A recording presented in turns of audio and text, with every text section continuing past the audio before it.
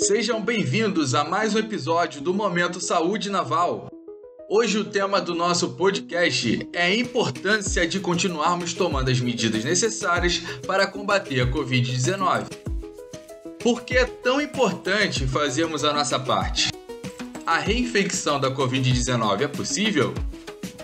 Quais são os cuidados que devemos tomar após a recuperação da doença?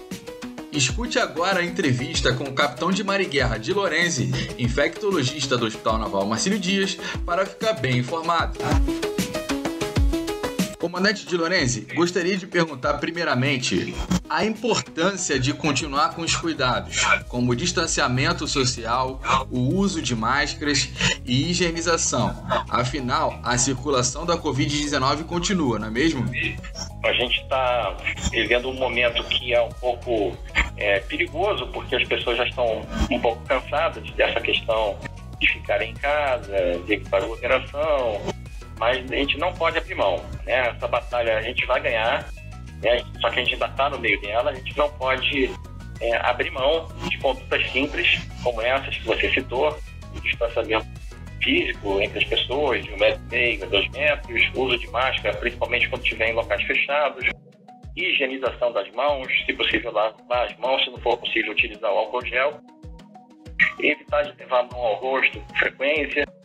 Com isso a gente diminui sim a possibilidade de transmissão entre os seres humanos. Não é hora de baixar a guarda. O vírus ainda está circulando em vários países, inclusive no Brasil, no Rio de Janeiro, em diversos outros estados do país, e não é hora de baixar a guarda, não. Vamos manter essas medidas que são muito simples e são eficientes.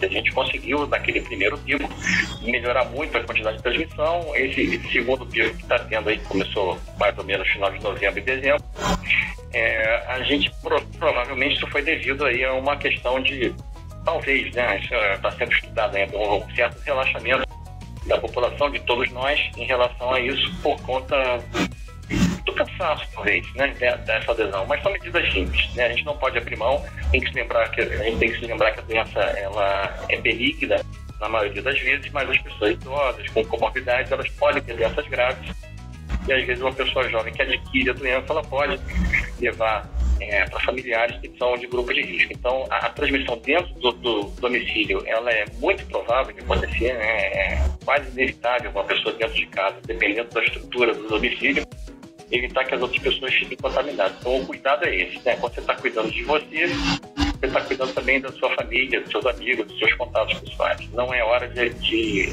abrir a guarda ainda. Vamos aguentar um pouquinho, porque daqui a poucas semanas a gente está recebendo a vacina aqui no Brasil, está encadeada a campanha nacional de vacinação, e as coisas vão melhorar ainda mais rapidamente.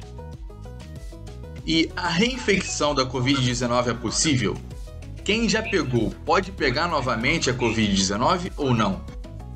A reinfecção é possível, mas ela é rara, né? O que ocorre é que, como o mundo, né, está tendo centenas de milhões de pessoas infectadas, então tudo aquilo que é raro acontece, né? Então, quando a gente fala no número, vou estimar aqui, isso não é um número real, mas vamos dar um exemplo: se 0,01% das pessoas tiverem reinfecção, isso é raro, mas quando acontece com centenas de milhões de pessoas, né, como o vírus deve estar cometendo centenas de milhões de pessoas, aqueles 0,01% centenas de milhões acabam ocorrendo e a gente aberta. Então, são esses casos que a gente vê sendo relatados por trabalhos científicos que aparecem na mídia, mas não são comuns.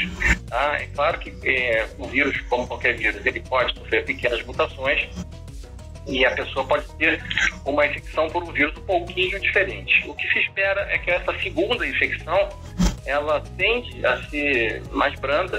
Isso também não é regra, ela pode não ser mais branda, mas ela tende a ser porque a pessoa, no mínimo, tem uma imunidade parcial contra aquele vírus. Isso não significa que a pessoa deve relaxar das questões do distanciamento, uso de máscara e higienização das mãos, porque ela pode, sim, pegar um tipo de vírus diferente, mas, em regra, a reinfecção pelo mesmo tipo de vírus, ela é incomum. Não é assim, exatamente o que se espera de uma doença viral como o coronavírus.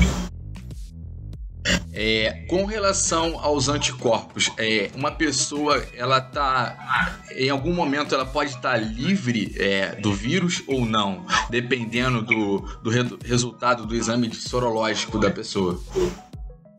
O que acontece nas infecções virais, em geral, a gente quando começa, o ser humano, quando começa a ter a infecção por um determinado vírus, ele demora aí 1 semana, 10 dias para começar a fabricar os anticorpos. Esses anticorpos depois eles atingem um pico, né, de concentração no sangue, e com isso aquele agente começa a decair do sangue, a gente começa a eliminar o vírus. Quando termina a doença, cerca de 3 semanas depois, em média, 2 a 3 semanas depois, a pessoa fica curada e o agente infeccioso ele deixa de ser um estímulo à produção de anticorpos. Então, naturalmente, os nossos anticorpos vão decaindo com o passar do tempo. Isso é normal.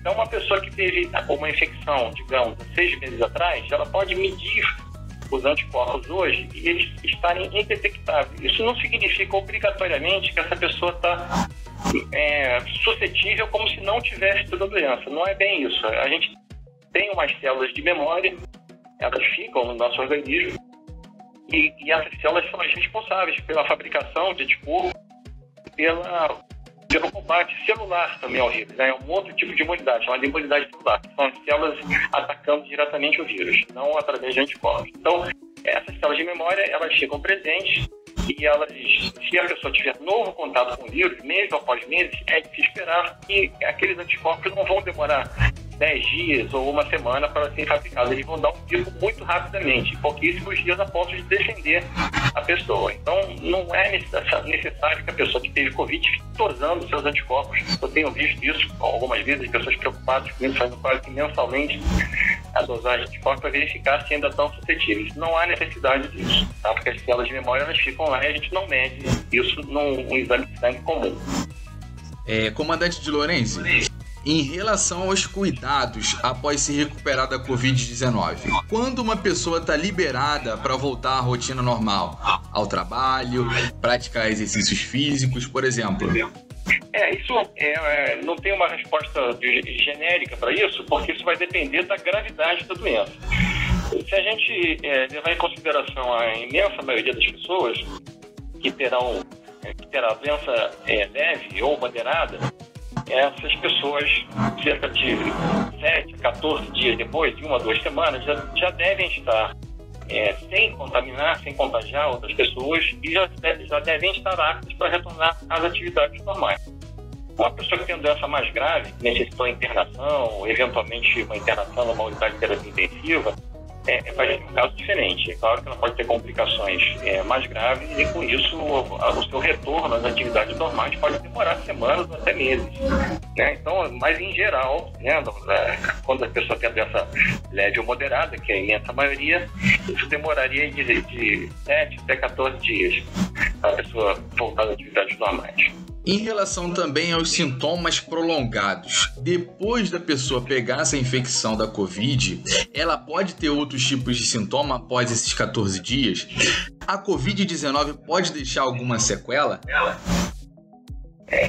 Vamos por partes. Então, a resposta é sim, a pessoa pode ter sintomas mais prolongados. Isso, novamente, conforme a pergunta anterior, vai depender da gravidade do quadro clínico que a pessoa apresentou. Então, um caso leve ou moderado, em geral, está completamente assintomático cerca de 2 semanas depois.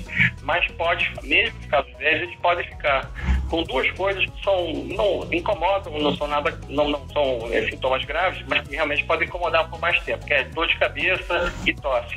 Algumas outras coisas podem ficar também, mas em geral é isso. O que me incomoda mais é a pessoa, uma dorzinha de cabeça leve, a moderada ou uma tossezinha persistente, que às vezes tem que entrar com alguma medicação para um analgésico e um antitussígeno, por exemplo, para melhorar esses 2 sintomas. Mas normalmente não é nada complicado.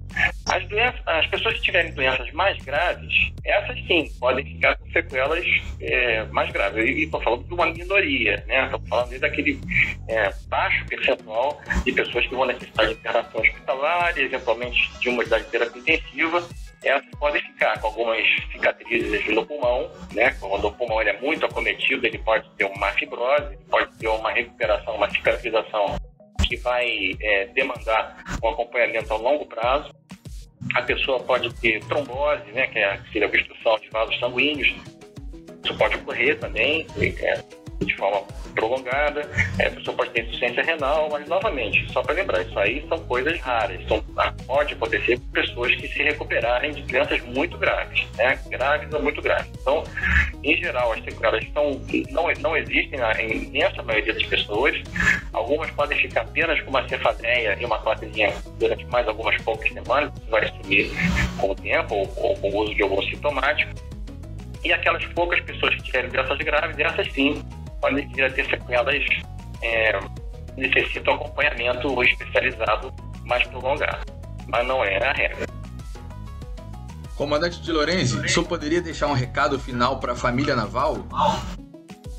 Sim, eu quero deixar uma mensagem otimista, né? Porque a gente já está aprendendo, né, depois de quase um ano aqui no Brasil, a lidar com essa doença. O tratamento melhorou bastante, né? As medicações que a gente utiliza hoje são um pouco diferentes das que eram utilizadas naquele primeiro pico que teve em maio.